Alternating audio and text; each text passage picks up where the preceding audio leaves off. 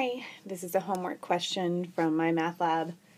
It's in the section 6.3, which is using the disk method to find the volume of a solid generated when the region bounded by a set of equations is revolved around the x-axis. So this question came after the problem was set up, and we're just working on the integration part of it, which can be a little hairy because we're integrating a trig function. So this video is only on the integration part of this problem. Alright, so this is the setup, and the book was kind enough to give us this pink hint over here. Sine squared of x is equal to 1/2 times 1 minus cosine of 2x. So that's from a double angle formula in trig. So let's go back over to the problem and just start plugging through it. So I have a square, and I have to share that square with both sine x squared and 20. So the first thing I'll do is move my constants outside of my integration. So I have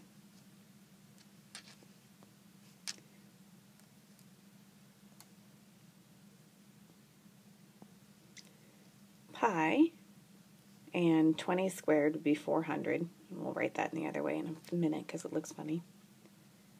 And 0 to pi. Then sine x squared is just sine squared x dx.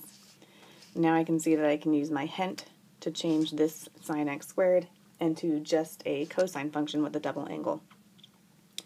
So I'm going to write 400 pi and 0 to pi of 1/2 times 1 minus cosine of 2x dx. I have an inner function, so that tells me I should probably use u substitution. So let's start there. U is equal to 2x. Then du is equal to 2 dx. So I'll have to divide both sides by 2, which means that this will become a 1/4. Okay, so let's also change our limits of integration. If x is equal to 0, then that implies that u would also be equal to 0, because 2 times 0 is 0. If x is equal to pi, that implies that u would be equal to 2 pi, because 2 times pi is 2 pi. Alright, so now let's go plug in all of our pieces and move our constants outside. So I have a 1/2, grab this highlighter, I have a 1/2 here and a 1/2 here. So I'm going to move both those out, and I'm going to divide 400 by 1/4. So that gives me 100 pi. From 0 to pi. Oh, no, just kidding. We had to change that to 2 pi. From 0 to 2 pi of 1 minus cosine of u du.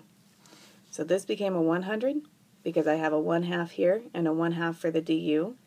So that gave me a 1/4, and I moved it outside and divided 400 by 1/4 to give 100.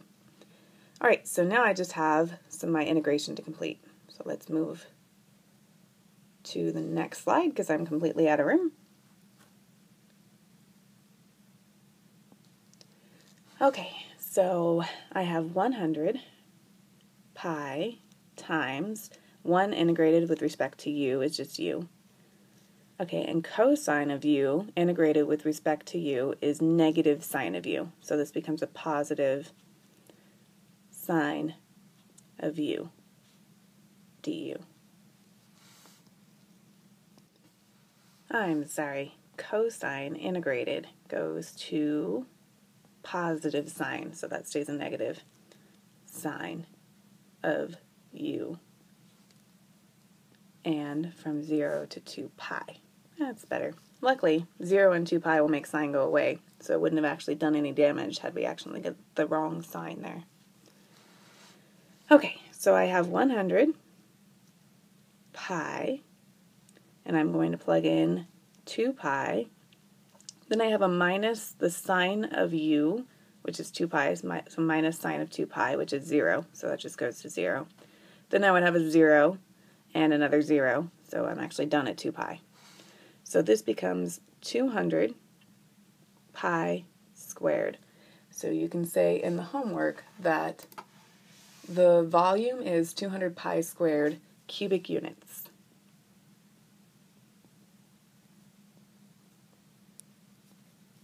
Okay, I hope that helps.